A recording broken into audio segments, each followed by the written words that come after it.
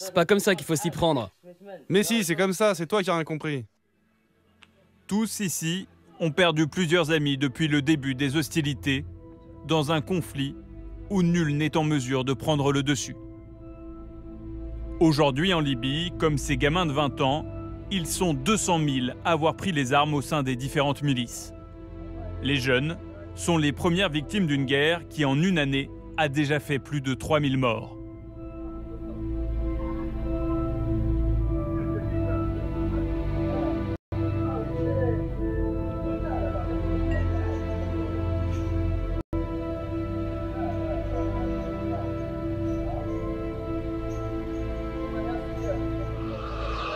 Restons sur le continent noir, mais en Afrique centrale. Cette fois, direction la République démocratique du Congo. Là-bas aussi, vous allez le voir, c'est le chaos, tout du moins dans une partie du pays. Il y a 11 ans, lorsque nous avons commencé à tourner là-bas, nous attirions l'attention sur les femmes violées. Aujourd'hui, la violence règne toujours et personne ne semble à l'abri de bandes armées venues de l'étranger proche. Les rebelles de l'Ouganda voisin sont les derniers en date. Ils s'en prennent à la population et personne ne sait trop pourquoi. Et le pire, c'est que les casques bleus ne font rien. 20 000 hommes sont stationnés dans l'est du Congo et parmi eux, une brigade équipée d'hélicoptères de combat et de chars. Ces soldats de la paix ont non seulement le droit de tirer, mais c'est même leur devoir. Sans cela, comment faire pour maintenir la paix ? Et malgré sa bonne volonté, cette force de paix onusienne, la MONUSCO, ne parvient pas à stopper ces violences. D'où cette question légitime, à quoi sert-elle? Pourquoi ne part-elle pas à la recherche des tueurs? Pourquoi les casques bleus arrivent-ils toujours sur place après les massacres? Poser ces questions, c'est déjà y répondre, comme le montre de façon éclatante ce reportage signé Michel Dumont et Olivier Besson.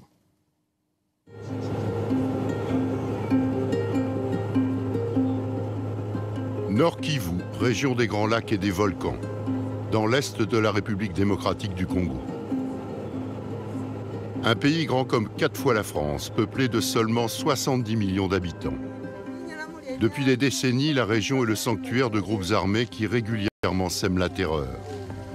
Malgré la présence des FARDC, les forces armées congolaises, et depuis 15 ans, des casques bleus de l'ONU. Nous sommes sur le territoire de Béni, non loin de la frontière ougandaise, en compagnie du pasteur Noé. Là où nous allons rencontrer des déplacés qui sont à Oicha et qui ont fui les villages où les massacres ont eu lieu. Et les quelques personnes que vous voyez là viennent la journée comme ça. Mais lorsqu'il fait 16 heures, vous ne pouvez plus voir personne ici. Ils viennent récupérer la nourriture de leurs champs et rentrer dans la cité. Toutes ces maisons-là, ils sont abandonnées.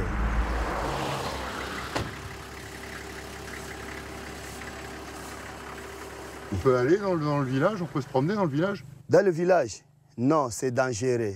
On ne peut pas entrer, même pas 500 mètres d'ici. Pourquoi? Il y a des bandits là-bas. Il y a des Nalou, il y a des groupes armés qui égorgent les gens dans ces villages. À une cinquantaine de kilomètres de Béni, le chef-lieu du territoire, la bourgade d'Oicha.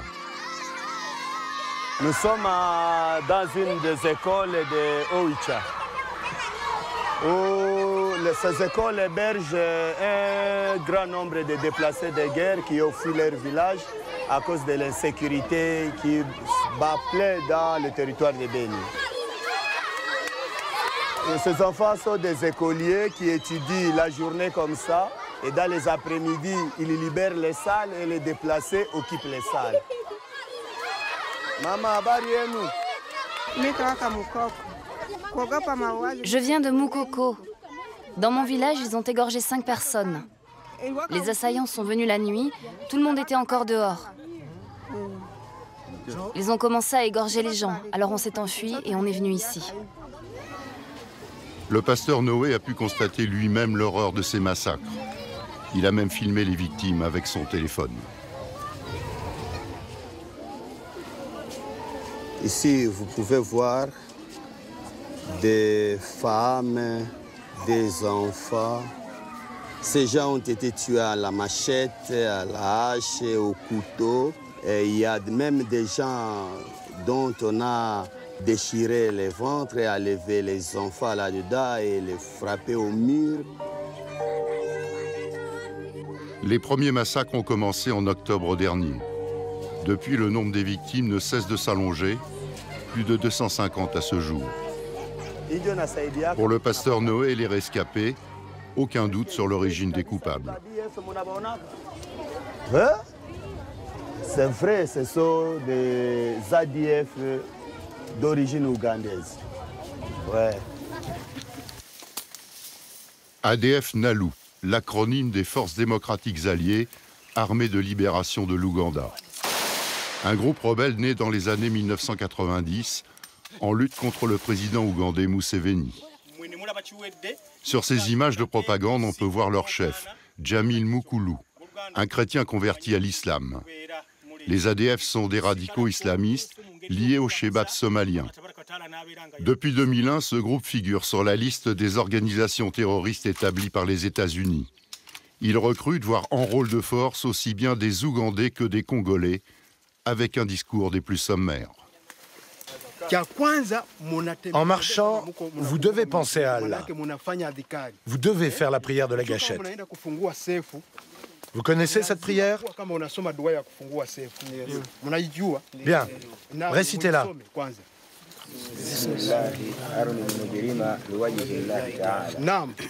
Bien. Après avoir fait cette prière, rien de mal ne peut vous arriver, parce qu'Allah veille sur vous. Vous devez avoir la foi.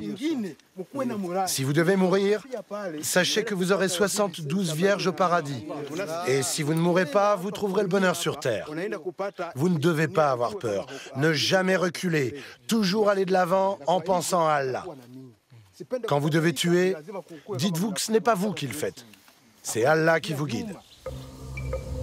La RDC leur sert de base arrière. Ils ont longtemps bénéficié de la bienveillance de Kinshasa quand les relations entre la RDC et l'Ouganda étaient houleuses. Aujourd'hui, personne ne comprend la raison de leur soudaine furie meurtrière. Et personne ne comprend pourquoi les casques bleus ne parviennent pas à faire cesser ces massacres. Ils sont près de 20 000 en RDC au sein de la MONUSCO, la mission de l'Organisation des Nations Unies pour la stabilisation en République démocratique du Congo. La seule mission de maintien de la paix a disposé d'une brigade d'intervention autorisée à faire usage de la force de manière offensive. Elle l'avait fait avec succès il y a 2 ans contre le M23 pour le général Santo Cruz, commandant en chef des troupes, s'adapter à la stratégie des ADF et plus complexe. Ici, c'est une région avec un problème très complexe en ce moment, parce que la façon d'opération des ennemis de l'ADF, c'est un terrorisme avec les crimes contre la population civile, contre les enfants, contre la femme, contre les hommes qui n'ont pas de défense. Nous allons réussir. C'est un problème de localiser l'ennemi et prendre les actions appropriées. Toutes les troupes de MONUSCO et avec la RDC et la police nationale sont engagées pour la solution. Le commandant en chef des casques bleus n'en dira pas plus. Nous avions demandé de pouvoir suivre des unités de la MONUSCO sur le terrain, de pouvoir discuter avec les chefs de patrouille, les soldats. On nous a seulement autorisé 2 patrouilles, avec interdiction formelle de toute interview, pas même avec l'officier de presse qui nous accompagnait. Une communication verrouillée à l'extrême. Plus de 15 nationalités se côtoient au sein de la MONUSCO. Les plus gros contributeurs en hommes de l'ONU sont le Bangladesh, l'Inde et le Pakistan. Et de plus en plus les pays africains. L'ONU verse aux États un peu plus de 1 000 € par homme et par mois. Chaque État paie ses soldats comme il l'entend, en gardant souvent une bonne part de l'indemnité onusienne. Pour nombre de pays, les missions de maintien de la paix sont une vraie manne financière. Patrouille de jour avec des Jordaniens et des éléments des FARDC, les forces congolaises. Petit problème, les premiers parlent seulement arabe ou anglais, les seconds français ou swahili. Comment vous faites pour communiquer entre vous? Ils parlent dans leur langue, alors quand nous devons communiquer avec eux, on le fait par des signes. On parle par signes pour savoir si on fait une patrouille à pied, s'il faut se mettre sur une ou deux colonnes.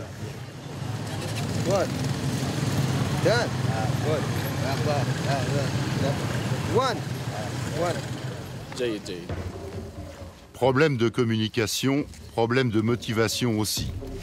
Aucun casque bleu venu d'Inde, de Tanzanie, de Jordanie ou d'ailleurs n'est prêt à mourir pour un pays qui n'est pas le sien.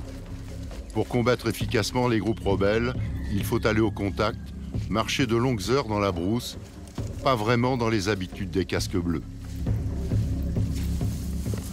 Les FARDC s'en plaignent. Entre la MONUSCO et l'armée congolaise, la collaboration n'est pas idéale. Les FARDC n'hésitent pas à s'aventurer en brousse, mais ils manquent de moyens, de discipline et sont payés de façon très irrégulière. Au-delà d'un discours convenu, leur porte-parole, le colonel Angelica, reconnaît qu'avec ou sans la MONUSCO, combattre les groupes rebelles est difficile. Les capacités de nuisance de tous les groupes rebelles sont sensiblement réduites. Leur position importante et stratégique récupérée par le vaillant militaire des FARDC. Alors, nous avons commencé avec la guerre classique et nous ont imposé la guérilla. Nous étions à la hauteur de la guérilla. C'est comme ça que ces rebelles terroristes ougandais de ZADF NALU utilisent le mode opératoire qu'on appelle terrorisme. Nous sommes en train de nous adapter à ces modes terroristes pour le défier, le neutraliser et le mettre hors d'état de nuire une fois pour toutes. À l'image de la Centrafrique voisine, la République démocratique du Congo connaît depuis son indépendance une histoire chaotique. Coup d'État, guerre civile, dictateur sanguinaire, Bokassa pour la RCA, Mobutu pour la RDC, corruption généralisée, ces pays pourtant riches en minerais divers et précieux sont dans un pitoyable état de délabrement en matière d'infrastructure et d'administration. Comme souvent dans ses missions de maintien de la paix, l'ONU apporte un support aux deux institutions régaliennes que sont la justice et la police. Ghislain, un magistrat burkinabé, est le responsable de la section justice qui intervient aussi bien auprès des tribunaux civils que, comme ici, militaires. Maman, on dit bonjour. Comment ça va? Nous avons au sein donc, de notre section une sous-unité qui s'appelle donc la cellule d'appui aux poursuites qui est composée d'un panel d'experts internationaux,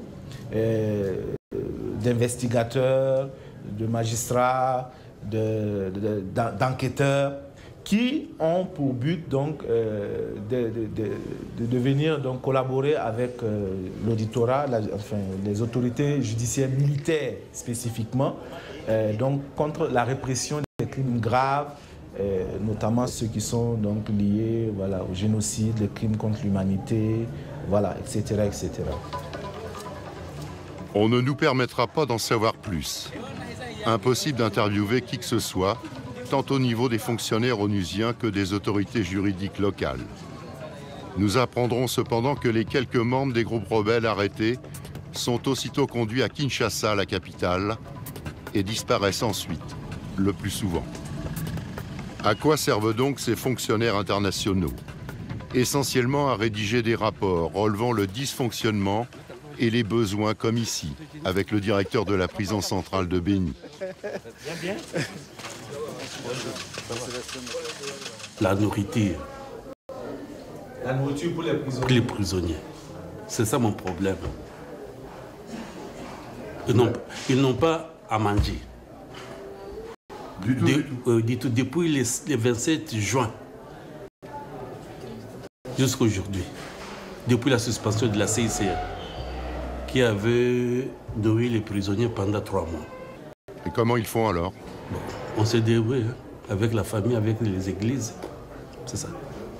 Le rôle de la MONUSCO, c'est effectivement de constater, voilà, constater effectivement ces genres de situations et puis reporter ça au niveau donc, de la hiérarchie pénitentiaire aussi, hein, notamment des plus hautes autorités gouvernementales, notamment le gouverneur. ça nous interpelle parce que c'est quand même des êtres humains qui sont là-dedans.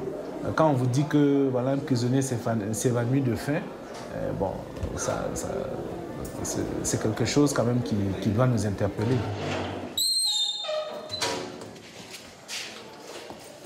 Image volée d'une situation que les fonctionnaires de l'ONU se contentent de constater. Locaux délabrés, personnel pénitentiaire non payé depuis 6 mois. En 15 ans de présence des Nations Unies, les rapports se succèdent et rien ou presque ne change. Constat identique avec la section police de la mission des Nations Unies en RDC. Installation d'un checkpoint sur la route, policiers congolais, escorte indienne. Non, l'autre donc, lui va rester ici. C'est l'autre là-bas. Charles, policier ivoirien, tente de mettre un peu d'ordre à ce pittoresque déploiement de force. Là encore, nous ne sommes pas autorisés à interviewer quiconque. Nous tentons quand même notre chance, mais les images parlent d'elles-mêmes.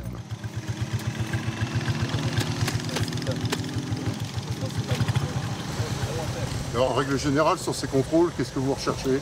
Armes, munitions, explosifs, tout ce qui est dangereux. Ça vous arrive d'en trouver? Bien sûr, bien sûr. Il y a besoin de 3 ici, 3. Papa.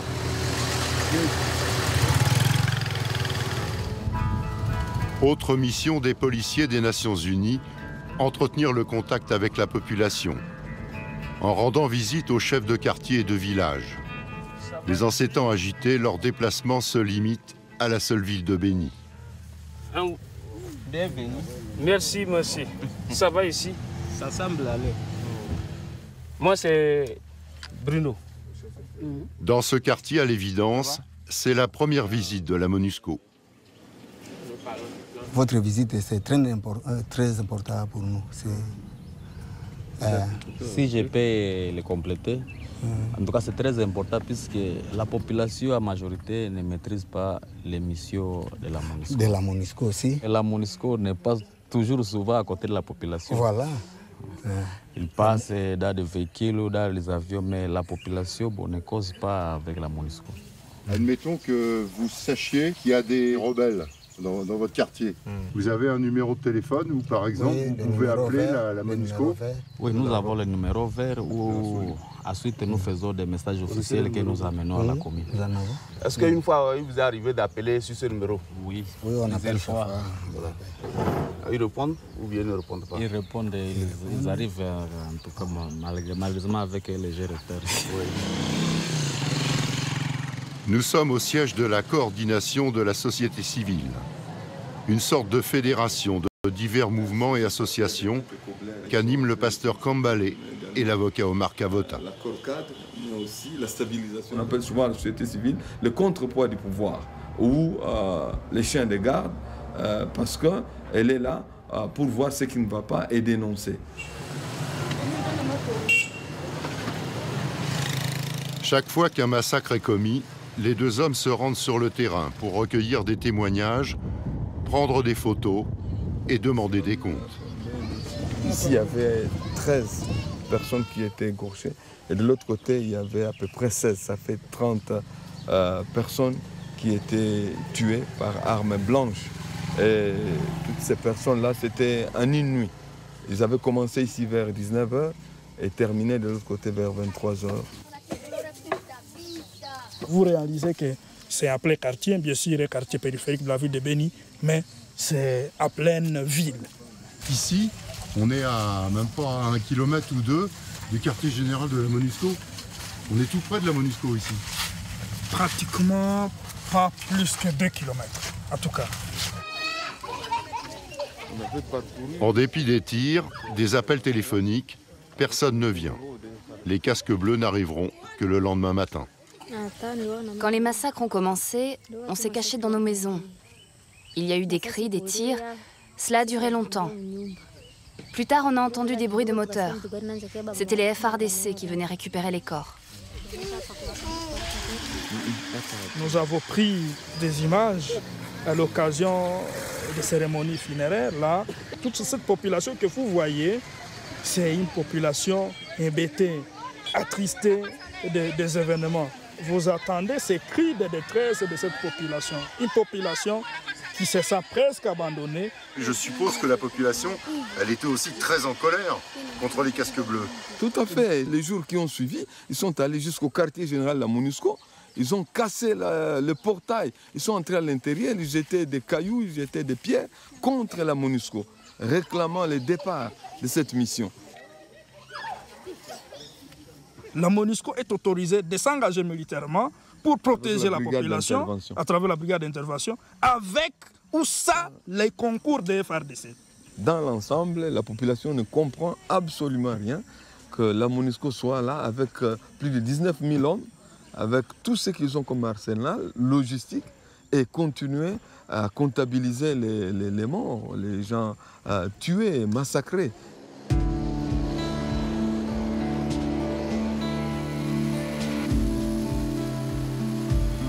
Pour calmer la colère, apaiser les esprits, Martin Kobler, le chef de la mission des Nations Unies en RDC, multiplie les déplacements à Béni.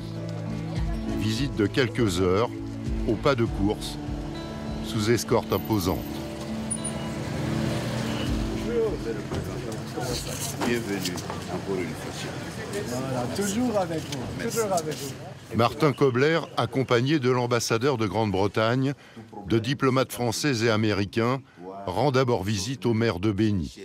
Une petite demi-heure d'entretien. À la sortie, les visages sont tendus et les déclarations convenues. Merci bien pour la réunion ici, monsieur le maire, monsieur l'administrateur du territoire. C'était vraiment un message de solidarité, de continuer de combattre ceux qui ont commis ces atrocités. Nous tous, la population, les FARDC, la force de la MONUSCO, nous sommes ici avec le commandant de la force, avec le commandant de la brigade d'intervention ici. Nous tous devons être ensemble ici, en solidarité contre les terroristes qui font ces atrocités dans ce territoire. Merci. Et vous pouvez leur assurer qu'il n'y aura plus de crimes? Vous pouvez lui assurer qu'il n'y aura plus de crimes? Une question pour le maire. Monsieur le maire, alors, est-ce que vous êtes rassuré? Le triangle de confiance est là. Il y a la population, les FARDC et la MONUSCO. Tant que ce triangle marchera très bien, nous pensons que tout ennemi devrait être bouté dehors.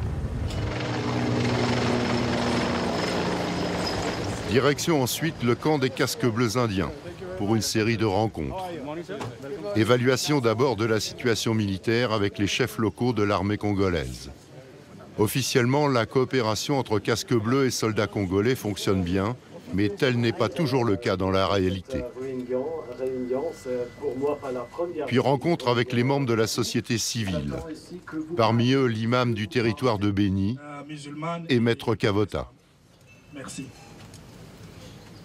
Nous commençons aussi à nous dire que ces rencontres se multiplient de plus en plus et les résultats traînent à venir.